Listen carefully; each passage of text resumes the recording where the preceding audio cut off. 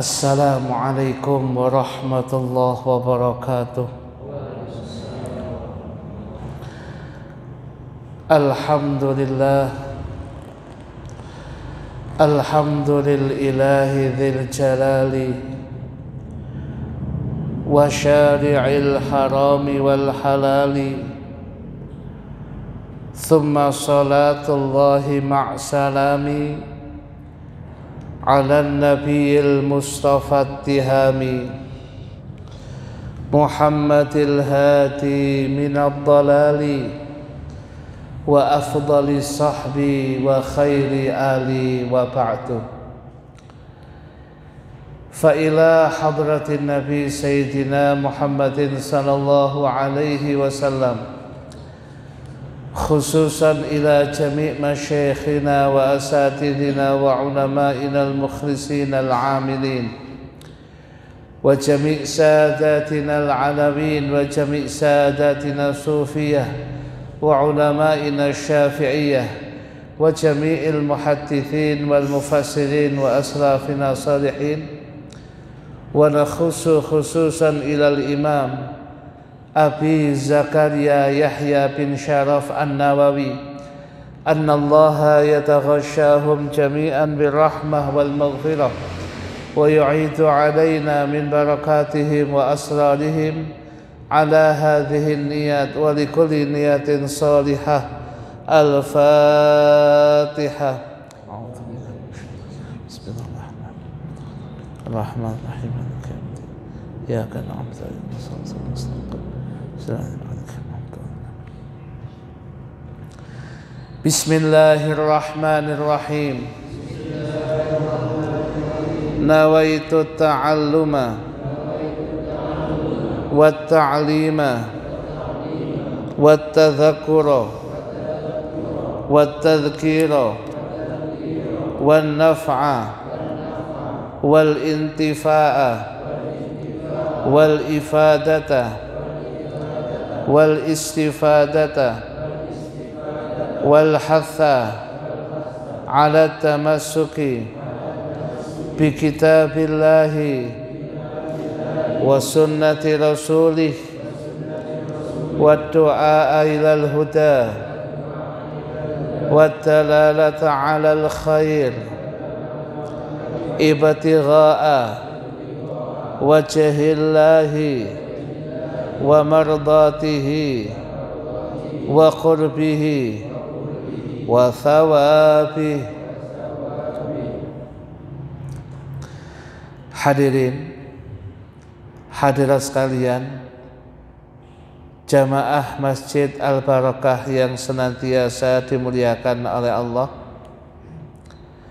malam hari ini seperti biasanya kita mengaji dan mengkaji kitab Arba'in An-Nawawiyah, salah satu karya besarnya Al-Imam An-Nawawi, yang pada malam hari ini kita masih melanjutkan membaca hadis yang ke-19, Al-Hadisut Tasi'a Asyara, hadis yang ke-19, yang pada kesempatan yang lalu belum selesai kita baca, masih separuh. Tetapi alangkah baiknya kita baca dari awal, tabarukan dengan pembacaan hadis ini sampai dengan yang kita bahas pada malam hari ini. Disebutkan di dalam hadis yang ke-19, An Abil Abbas, dari Sayyidina Abil Abbas, Abdullah bin Abbas radhiyallahu anhuma, qala, beliau berkata, kuntu khalfan nabi, pernah aku ini berada di belakang Kanjeng Nabi Muhammad sallallahu alaihi wasallam, yauman, di suatu hari, faqala, kemudian Nabi bersabda, ya ghulamu, wahai anak, Nak, ngoten. Inni u'allimuka kalimatin. Sesungguhnya aku akan mengajari Anda beberapa kalimat. Apa yang diajarkan oleh Rasul? Beliau mengatakan begini, Kanjeng Nabi. Ihfadillah yahfadka. Jagalah Allah, niscaya Allah akan menjagamu. Maksud daripada ungkapan menjaga Allah itu bukan Allah dijaga secara zahir ngoten, wong Gusti Allah mboten butuh menungso.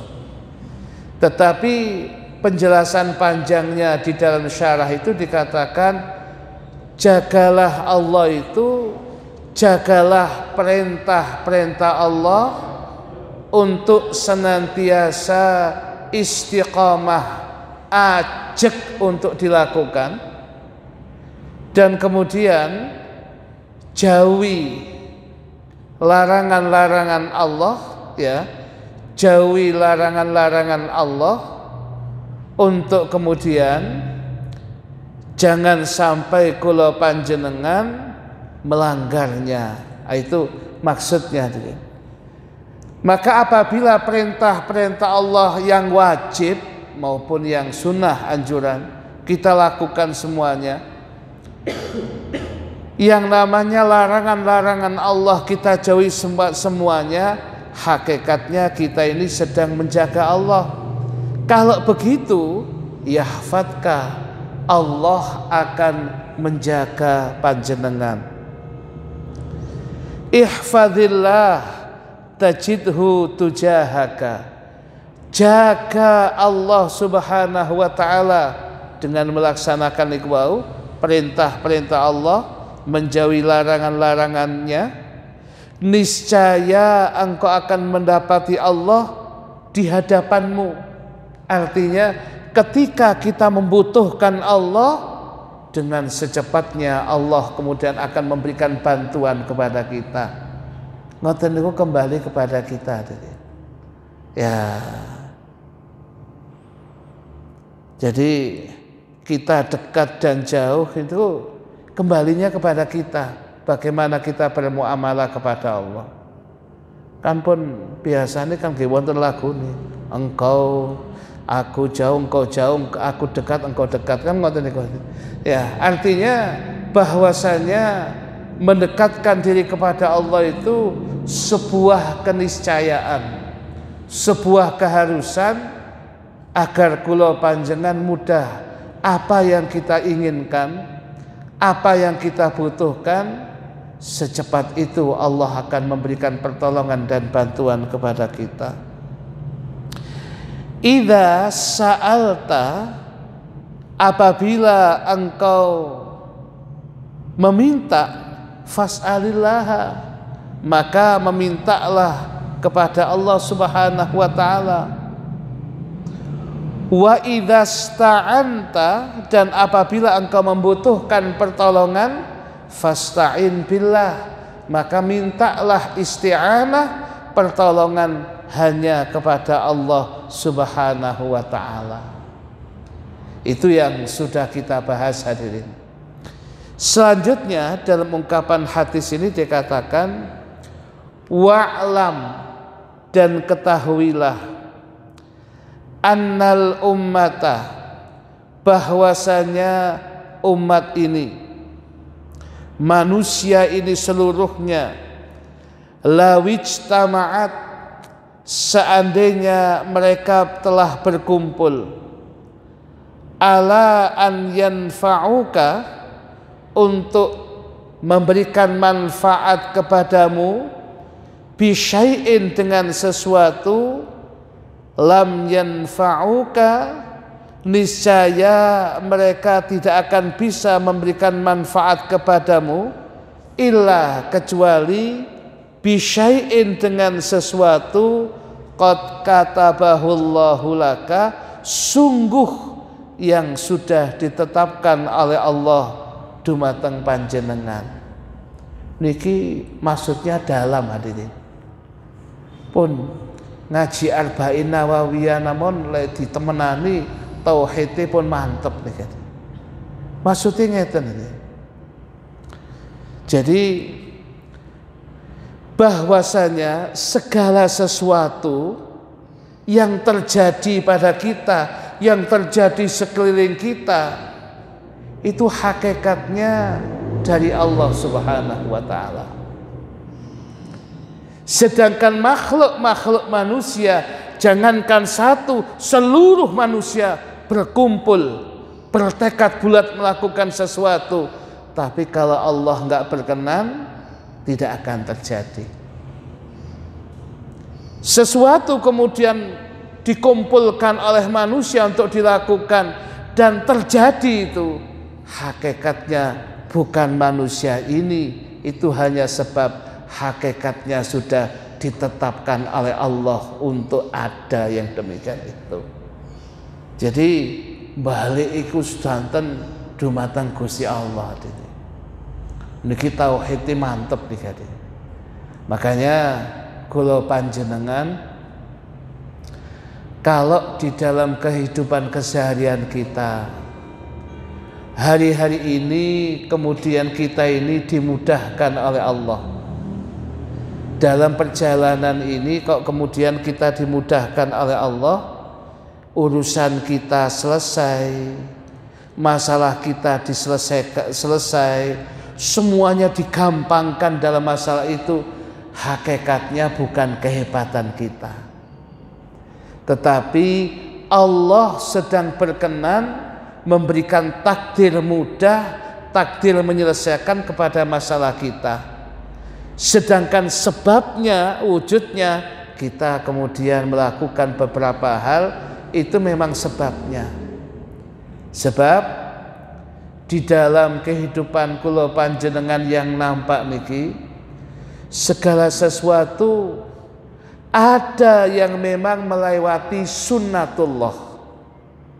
Memang ditekankan oleh Allah berjalan sesuai dengan apa itu yang ditakdirkan oleh Allah, yang dicanangkan sesuai dengan akal sehat kita untuk bisa menerimanya.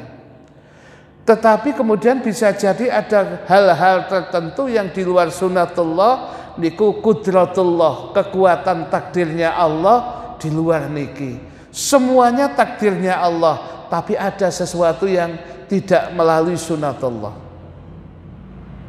Contoh hadirin, ya. Sesuai dengan sunnatullah, yang namanya anak itu dilahirkan oleh seorang ibu melewati proses pernikahan atau kemudian hubungan suami istri. Niku sunnatullah. Ya. Pokoknya kemudian hubungan suami istri, ya, laki dan perempuan, apakah nanti fikihnya itu sah dan tidak, itu nanti ada urusan sendiri. Tetapi ketika laki dan perempuan berhubungan secara sunnatullah, kemudian bisa menghasilkan anak. Lah, anaknya dinasabkan kepada ayah dan tidaknya, lah kembali kepada pernikahan sah napa mboten. Ya, niki. Tetapi ada yang tidak melalui sunnatullah, tahu-tahu hanya seorang perempuan, namanya Sayyidatuna Maryam. Kemudian dia melahirkan anak Nabiullah Isa alaihissalam. Ini di luar sunnatullah. Tidak ada laki-lakinya, tapi kemudian bisa hamil, dan itu di luar sunnatullah, kebiasaan. Dan begitu itu kemudian bisa terjadi kalau Allah berkehendak dan menakdirkan. Ngoten niku bisa. Dan zaman itu luar biasa. Lesan niki kan kadang-kadang memalukan hadirin. Ya. Lah iya. Kalau bapak kok iso duwe anak iki lho ya apa? Sapa kan niku. Ah, niki ceritane kan liya. Ya, lek Sayyidatuna Maryam ku langsung Nabi Isa dicekel langsung, ya, bahwasanya ana kalimatullah, saya adalah merupakan tanda kebesaran Allah yang tidak melewati sunatullah yang biasanya itu. Ada lagi yang lebih hebat daripada itu. Apa? Yaitu tiba-tiba muncul dengan takdir Allah, sekalipun ada prosesnya, munculnya Nabiullah Adam alaihissalam.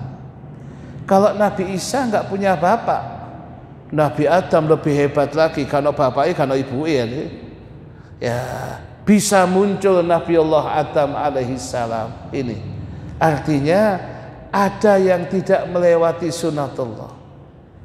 Tetapi umumnya perjalanan hidup kita ini melalui sunatullah hadirin. Semuanya seperti itu. Seseorang kalau kepingin bisa alim, seseorang kemudian bisa pinter, ngaji. Sebab mengenai sunatullah itu hadis Nabi mengatakan innamal ilmu bita'allum. Sesungguhnya ilmu itu bisa dihasilkan dengan belajar. Hadir di majelis taklim kata sengatan, diskusi dengan guru, datang ke pesantren ikut ngaji, datang ke bangku kuliah dan sebagainya. Walhasil cara sunatullah itu untuk mendapatkan ilmu seperti itu. Itu namanya al-ilmul kasbi, ilmu yang didapatkan dengan berusaha, ikhtiar dan jerih payah.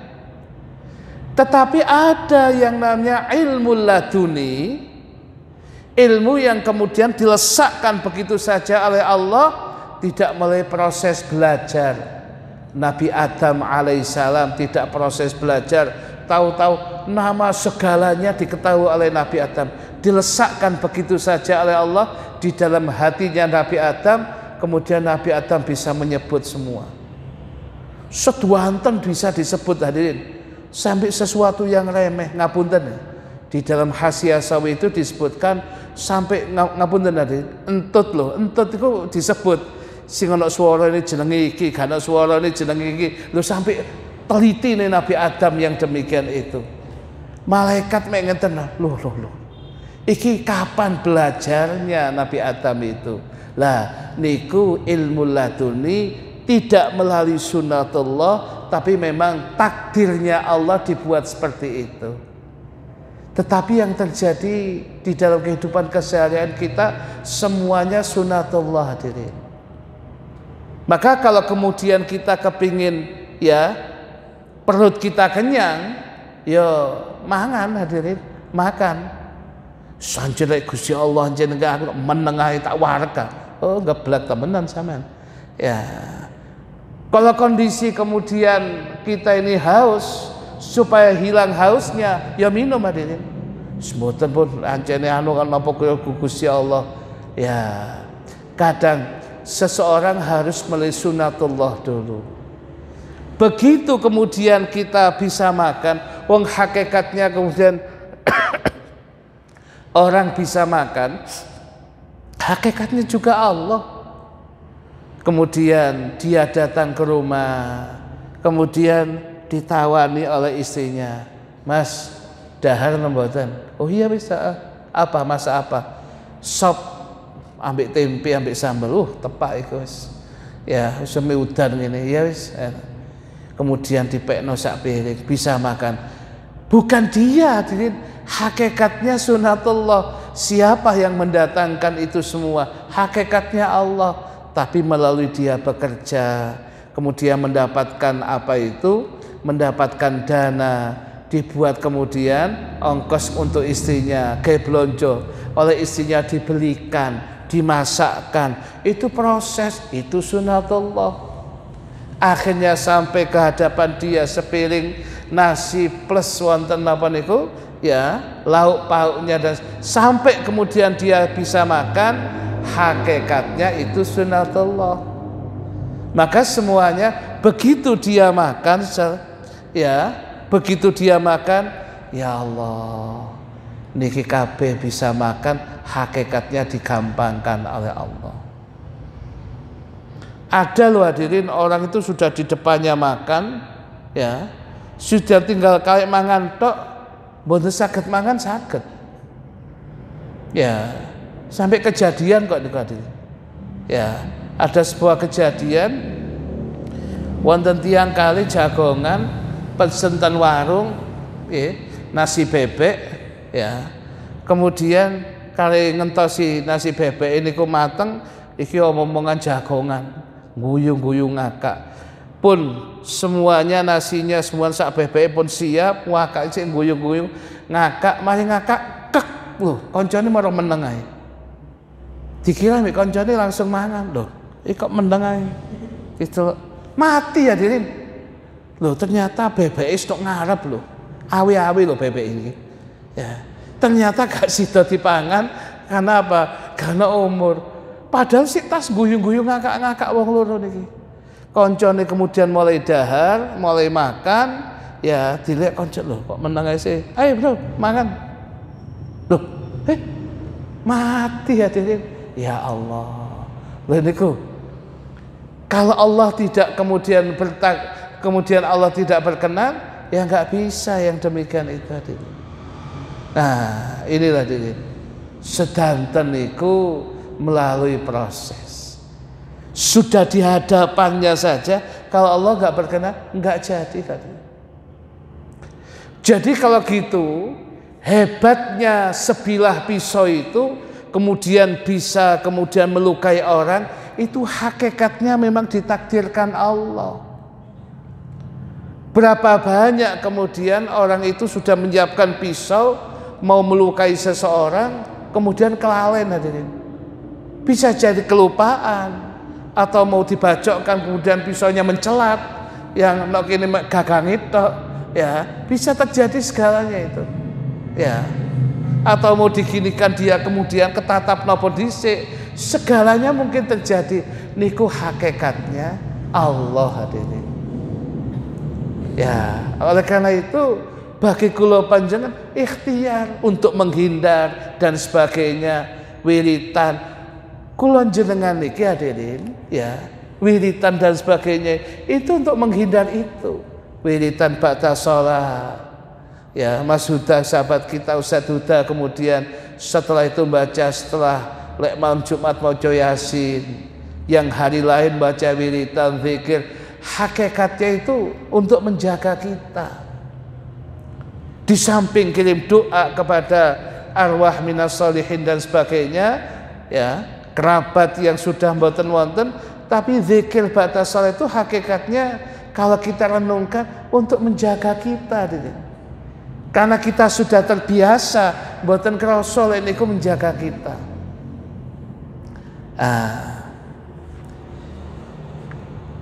Niki ngeten hadirin, cerita niki hadirin. Dan kitab tasawuf namanya kitab Al-Luma' niki.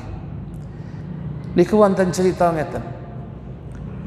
Di zaman dahulu ten Baghdad, ibu kota Irak zaman itu,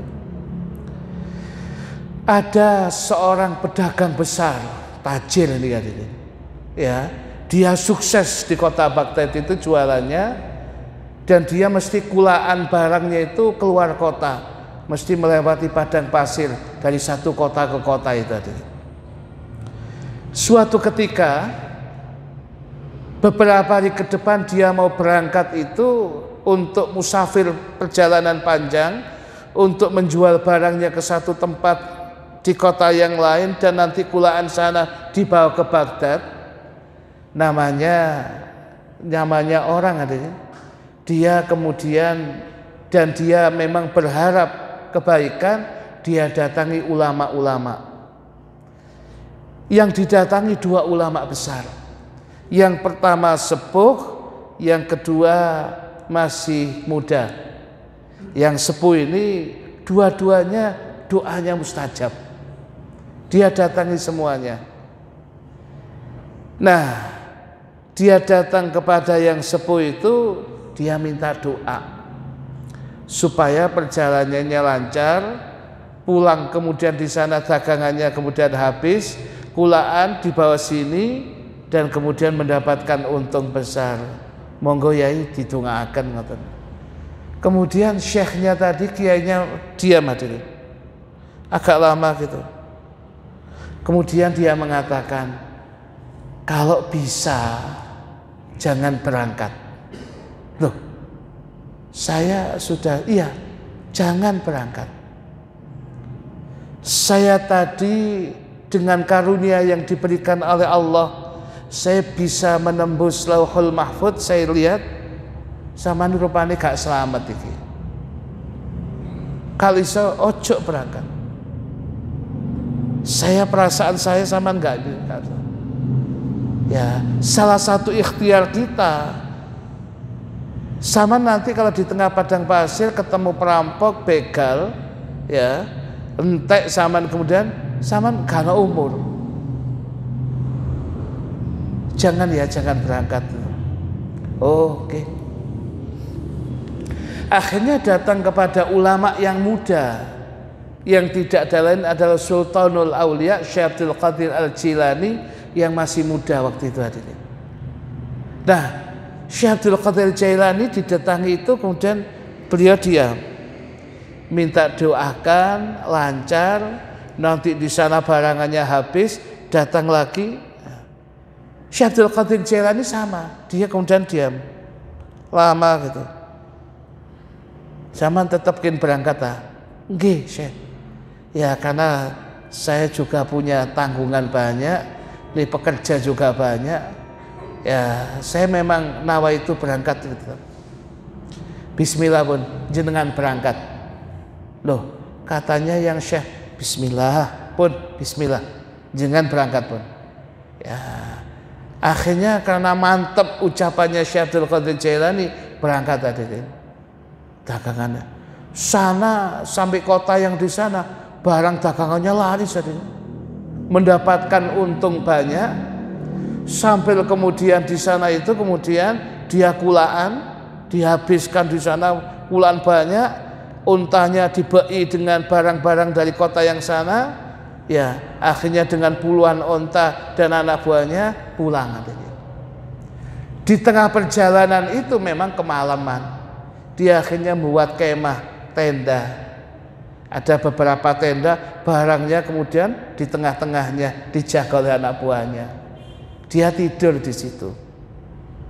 Nah, dalam tidurnya ini hadirin, dalam tidurnya itu, mimpinya itu dia bermimpi seakan-akan begal-begal padang pasir itu berdatangan, kemudian datang ke perkemahannya, mengambil, menjarah barang-barangnya. Untanya dibawa sak, kemudian barangnya, anak buahnya yang melawan dibunuh, termasuk dia. Ada begal yang masuk, kemudian dia ditembus dengan pedang. Ya, jadi tembusnya di sini. Begitu dia ditembus pedang niku, kaget deh. Ya Allah, ngipi aku. Ternyata sik nang masjid aku iki. Ya, ternyata ngipi aku. Waduh, kok serem gini mimpinya saya tadi. Dia kemudian lihat di luar, anak buahnya duduk mengitari barangnya dengan api unggun macam-macam. Loh, kok gak ada apa-apa. Dia panggil anak buahnya, ada apa? Nggak ada apa-apa, silakan Anda tidur, kita sudah nunggu. Kak, lanjut Kak Bapak. Oh, nggak ada apa-apa. Unta-untanya ada, barangnya ada, mereka semua tenang.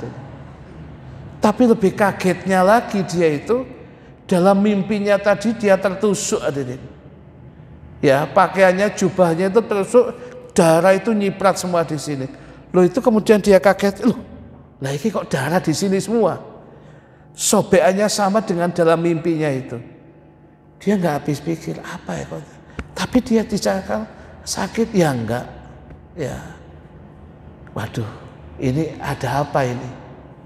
Dia tanya lagi ke ada anak buahnya, ada orang yang sini? Nggak ada, kita di depan sampean kok. Nggak ada. Waduh, dia nggak bisa memecahkan ini. Kok jubahnya bisa sobek, darahnya, tapi dia nggak luka. Ada apa ini?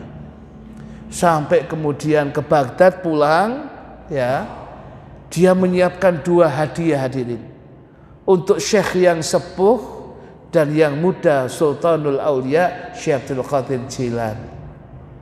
Begitu dia membawa hadiah karena senangnya dia bisa selamat itu, begitu mau di pintu gerbangnya, syekhnya tadi, nah, jangan masuk dulu, pergi ke pergi ke Syekh Abdul Qadir Jailani dulu, pergi sana baru zaman ke sini, sana dulu, baru nanti sini. Ya, Ya Syekh, ya, sesuai dengan keinginannya dia.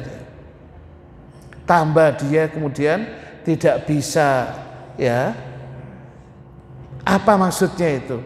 Dia akhirnya kemudian mendatangi Syekh Abdul Qadir Jailani. Nah, kemudian dia hadiahkan, hadiah dia berikan. Syekh Abdul Qadir Jailani dia selamat, kondisinya gitu. Dia tanya, kemudian anak buah semuanya, dagangannya selamat semua Syekh. Alhamdulillah, pulang dengan membawa keuntungan banyak, barang-barang. Alhamdulillah. Tapi orang itu kemudian tanya, Syekh tanya, ini saya membawa baju saya yang penuh darah, ada sobekan. Itu persis dengan dalam mimpi saya ini tertusuk. Tetapi kok saya tidak ada luka dan sebagainya. Syekh Abdul Qadir Jailani guyu tadi, tertawa. Ngeten katanya. Begitu zaman berangkat itu, saya gak mandek-mandek ndongakno sampean sehari semalam 70 kali. Terus tak ndongakno sampean, sebab manfaatnya sampean ya akeh. Gawe keluarganya anak buah sampean akeh. Dan kemudian kalau jualan di Baghdad sampean itu paling murah, banyak membantu orang di sini. Maka sehari semalam saya ndongakno sampean itu 70. Tiap hari. Dari mulai berangkat sampai panjenengan sampai di sini nanti baru saya selesai mendoakan Anda. Wis selesai sudah. Dan sama selamat saya senang. Dan apa rahasianya dengan doa saya itu? Iya, apa Syekh? Saya melihat ya takdirnya saman itu terluka. Barang sampean itu kemudian dijarah, diambil oleh perampok. Maka kata Syekh yang sepuh tadi, jangan berangkat ya, jangan. Itu betul itu. Tapi kekuatan doa hadirin. Nah ini loh tunggu. Kekuatan doa loh. Berarti mengubah takdir. Mboten sing rantekno donga nggih Gusti Allah. Hakikatnya takdirnya sama itu. Sing rantekno donga niku Gusti Allah hadirin. Kok Syekh Abdul Qadir sampe ndongakno sakmono? Ya karena dikrentekno ambek Gusti Allah itu. Akhirnya kemudian yang terjadi kemudian saya doakan terus. Ternyata betul. Yang namanya takdir itu jatuh hadirin, betul. Di dalam kemudian jatuh lah. Oleh karena kekuatan doa itu tadi hadirin. Takdir itu oleh Allah kemudian barokah doa. Digulung oleh Allah, dilemparkan ke alam mimpi hadirin. Subhanallah. Jadi memang jatuh sesuai dengan takdir Allah. Dia tertusuk, dia penuh darah, barangnya hilang, tapi dalam mimpi. Ya. Jadi sesuai dengan takdirnya jatuh sudah itu. Jadi jatuh sudah takdirnya itu sesuai dengan takdirnya, tapi dibungkus oleh Allah, dilemparkan dalam alam mimpi. Jadi takdir tetap jalan, tapi ngimpi hadirin. Mek ngimpi tok. Oleh karena itu hadirin, dia langsung ya Allah, ngoten nih.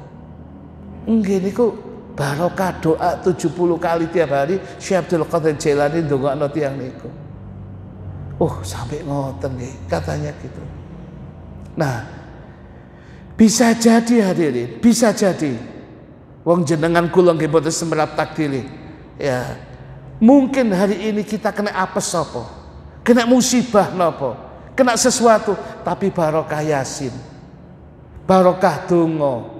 Barokah dongane wong tuwa. Barokah jamaah sing barokah Fatihah. Barokah doanya teman dan sebagainya. Bisa jadi itu kemudian terlempar di alam mimpi, atau kemudian tidak sampai, tetap jatuh tapi tidak sampai terkena panjenengan. Ya, hari itu kecatet panjenengan kesempret perautu, akhirnya tetap kesempret tapi perautuan. Wah niku hadirin. Ya, jadi sesuai takdirnya tetap jatuh tapi jadi perautuan. Ya, jadi jenengan niki kemudian bisa jadi ya kejatuhan niki tapi akhirnya dilempar oleh Allah itu dalam mimpi. Waduh, mimpi aku keblekan pohon rek, ya. Sing wiki gak ngipi temenan ya ini, temenan ya. Jadi tapi sik mimpi bisa jadi itu nyata itu lek sampean gak wiritan. Tapi barokah wiritan sampean. Mungkin jenengan baca rotib haddad, mungkin jenengan baca istighosah, mungkin dungane wong tuwa, dungane guru, itu semua dilempar, tetap jatuh tapi bentuknya yang lain. Ngoten lho hadirin. Jadi takdir tetap ada itu. Jadi kalau gitu kekuatan doa, barokah doa, barokah istighosah, barokah wiridan setelah sholat itu ampuh hadirin. Hanya kita menganggapnya biasa, koyok rutinitas, karena belum tahu. Tapi kalau kemudian dibuka hijab, iki lho, barokah saman maca Yasin mang, barokah saman kemudian maca wiridan mang, sama sakjane kena iki. Ya Allah, gak situ dilempar ke alam yang lain. Jatuh tapi dilempar ke alam yang, ya Allah, hebat ya Allah. Tapi memang dibuat begitu supaya sing istiqomah ngecek tetap istiqomah, sing gak pati istiqomah cek tambah gak pati istiqomah. Itu merupakan ujian kita. Awake dhewe niki istiqomah dalam taat, dalam ibadah, wiridan napa mboten? Nggih ngoten niku hadirin. Ya. Loh, tapi kalau saya ini sudah baca rotib Ustaz, tapi kok sik tiba ae, lho syukuro. Lah tibae nemen, gak pati nemen. Alhamdulillah, coba gak sampean gak maca rotib, tambah nyenyek sampean mangke. Alhamdulillah sampean mek tiba ngono tok iku. Syukuro hadirin. Ya, harus tambah alhamdulillah. Bisa jadi tambah nemen, dikurangi nemen mbek Gusti Allah. Tetep takdirnya jatuh, tapi gak pati lara hadirin. Lho ngoten hadirin. Itu kekuatan doa. Bukan mengubah takdir, ujungnya takdirnya sama. Sebab sing menggerakkan awake dhewe wiridan ya Gusti Allah. Yang kemudian kita menghindar ya Gusti Allah, hakikatnya Allah. Kita lari dari satu takdir menuju takdir yang lain. Hakikatnya begitu ya. Ya. Jadi awake dhewe niki katakanlah kembali kepada virus corona ngoten niku. Nggih ikhtiar secara kesehatan, lek loro ya wis ngombe obat lah. Lek kemudian kita masih sehat, menjagalah protokol kesehatan seikhtiar mungkin. Jadi kalau kemudian kita ini sudah menjaga protokol kesehatan, ikhtiar itu kemudian terhindarkan, bukan hebatnya protokol kesehatan kita, ditakdirkan oleh Allah gak kena wujude ngoten. Tetapi kalau kemudian tetapi ikhtiar harus hadirin. Setelah ikhtiar, hakikatnya semuanya kembali kepada Allah. Makanya usaha dulu, baru tawakalnya kemudian. Ya, makanya sahabat itu wonten sing datang Gusti Kanjeng Nabi dugi. Ya, kata Gusti Kanjeng Nabi, loh, saman tadi kesini naik apa? Unta ya Rasul. Loh, mana untanya? Pun kalau lepas tengah jenge masjid, lanjut entuk kula nggih balik, le mboten nggih kersane pun. Oh, gak begitu. I'qil fatawakkal 'ala Allah. Untanya diikat dulu, Mas. Setelah itu pasrah nang Gusti Allah. Sepedanya dikunci, Mas. Kalau perlu kunci ganda, dene wis dikunci mono diangkut ambek mikrolet, ngono dilebokno mikrolet, ya di luar kemampuan kita. Gitu kata Raden. Wojo gak usah dikunci. Apa jae Gusti Allah. Pun bismillahirrahmanirrahim. Oh, ilang temenan nangis. Loh, sepeda kula lho jare apa jae Gusti Allah, tapi aja sepeda lah rek. Lah apa? Ya sepeda sandal apa sepeda kok lho jare sampean ilau sapa jare Gusti Allah, ya tapi aja sing larang lah lho sakarepe Gusti Allah lah.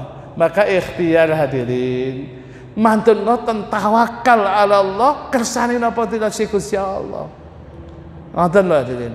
Dan kalau kemudian setelah ikhtiar kita bisa terhindar, bukan hebatnya ikhtiar kita, hakikatnya dikendaki gitu oleh Allah. Balik tetap ten Gusti Allah. Ngoten hadirin. Nah, kembali kepada begitu.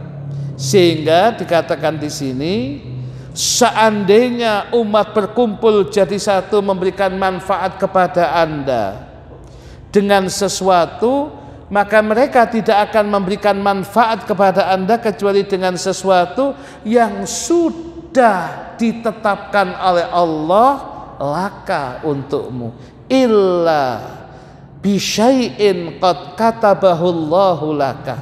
Itu. Terakhir lagi, wa inijtama'u, dan apabila umat itu seluruh manusia berkumpul ala an yadurruka bisyai'in, untuk memberikan bahaya kepada Anda dengan sesuatu, lam yadurruka, mereka tidak akan bisa memberikan bahaya kepada Anda illa kecuali bisyai'in, dengan sesuatu qad katabahullahu alaika, kecuali sesuatu yang sudah ditetapkan oleh Allah kepada panjenengan. Itu. Jadi bukan hebatnya manungsone, hakikatnya kabeh Gusti Allah. Ya, jadi mboten saged kalau orang sudah kena gitu, waduh, coba kon gak ini gak kena, mboten, takdir Allah pun ngoten. Ya, semuanya tidak lepas dari ikhtiar. Itu. Masih panjang hadirin, rufi'atil aqlamu, pena catatan takdir itu sudah diangkat, wajaffatis suhuf, dan catatan apa itu, sahifah catatan amal itu sudah kering, artinya takdir sudah tidak tergantikan lagi. Ya, rawahu Tirmidzi, hadis diriwayatkan oleh Imam Tirmidzi, wa qala hasanun sahih, hadisnya hasanun sahih. Niki hadirin, masih ada, nanti insya Allah kita sambung pada pengajian-pengajian berikutnya. Wonten sing tanglet beberapa menit sebelum azan. Ada yang ingin ditanyakan, monggo.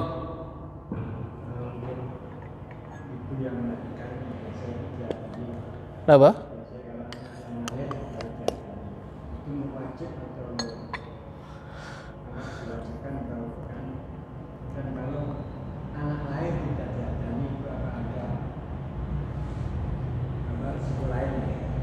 Okay.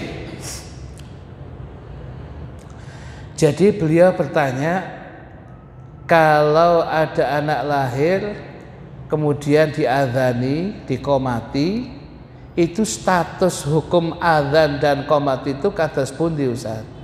Status hukumnya itu sunnah.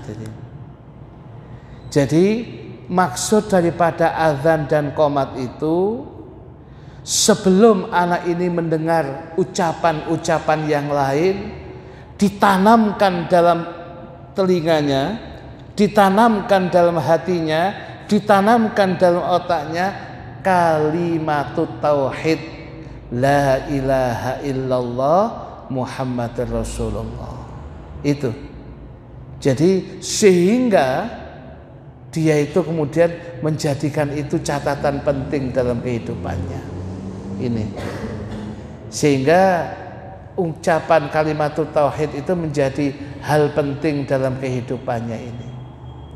Jadi kalau ditanyakan status hukumnya sunnah, tapi jangan sampai tidak dilakukan. Ya, jadi kalau memang bisa, ya bapaknya sendiri, pun susternya, suster wedok kon adzan. Ya, jadi lek saged nggih bapake dhewe. Lek mboten bapake, nggih siapa yang laki-laki yang dianjurkan dicaket mriku, kerabatnya, mungkin paliknya dan sebagainya itu, ya sing penting adzan, kemudian di telinga kanan, qomatnya di telinga kiri. Itu supaya sebelum dengar yang lain, kalimat-kalimat thayyibah, kalimat tauhid yang masuk dulu di dalam dirinya itu. Ngoten. Ya, jadi sebelum yang lain, jadi kalimat-kalimat thayyibah, ungkapan-ungkapan kebaikan dulu sebelum kata-kata yang lain. Ya ini. Penanya kedua, ada yang bertanya? Cukup ya? Insyaallah kita cukupkan. Masih ada kurangnya hadis ini. Insyaallah akan kita sambung pada pengajian-pengajian berikutnya. Wallahu a'lam bishawab. Bismillahirrahmanirrahim. Alhamdulillahirabbil alamin. Allahumma salli wa sallim ala sayyidina Muhammadin wa ala alihi wa sahbihi ajma'in. Allahumma aqsim lana min khasyatika ma tahulu bihi bainana wa baina ma'siyatik wa min ta'atika ma tuballighuna bihi jannatak wa minal yaqini ma tuhawwinu bihi alaina masaibat dunya wa matti'na bi asma'ina wa absarina wa quwwatina ma ahyaytana waj'alhu al-waritha minna waj'al tha'rana 'ala man dhalamana wansurna 'ala man 'adana wa la taj'al musibatana fi dinina wa la taj'al ad-dunya akbara hammina wa la mablagha 'ilmina wa la tusallit 'alaina man la yarhamuna wa hasbunallahu wa ni'mal wakeel wa la hawla wa la quwwata illa billahil 'aliyyil 'azim wa sallallahu ala sayyidina Muhammadin nabil ummi wa ala alihi wa sahbihi wa sallam walhamdulillahi rabbil alamin. Subhanakallahumma wa bihamdika asyhadu an la ilaha illa anta astaghfiruka wa atubu ilaik. Subhanakallahumma wa bihamdika asyhadu an la ilaha illa anta astaghfiruka wa atubu ilaik. Subhanakallahumma wa bihamdika asyhadu an la ilaha illa anta astaghfiruka wa atubu ilaik. Bismillahirrahmanirrahim. Wal 'asri innal insana lafi khusrin illa alladhina amanu wa 'amilus solihati wa tawassaw bil haqqi wa tawassaw bis sabr. Kurang lebihnya mohon maaf. Wassalamualaikum warahmatullahi wabarakatuh.